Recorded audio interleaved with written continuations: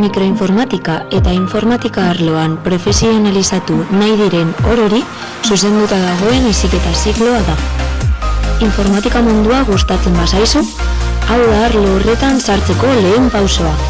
Kontuan hartu ordenadore erabilpena mundu osoan, sektore guztietan zein txoko orotan zabalduta dagoela. Mikroinformatikako tresneria, sareak eta zerbitzuak merkaturatzen, muntatzen eta konpontzen diharduten zerbitzu sektoreko enpresetan lan egiteko prestatuko zaitugu. Baita mikroinformatika sistemak eta datu sareak erabiltzen dituzten edozein erakundeetan ere. Horrela, mikroinformatika sistema bakartuak edo sarekoak eta ingurune txikietako sare lokalak instalatzeko, konfiguratzeko eta mantentzeko gai izango zara.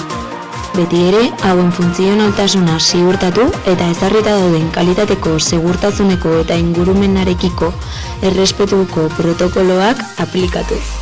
Zikloaren helburu nagusia, ikasleari mikroinformatikako lanbide zehatz baten profesionalizatzea da. Lanbide heziketa honetan, lanpostu desberdinak betetzeko gaitasuna jasoko duzu. Hauek dira zikloak irekitzen dituen ateak. Zikloa egiteko bete beharreko baldintza DBH-ko titulua edo baliokidetza izatea nahikoa da.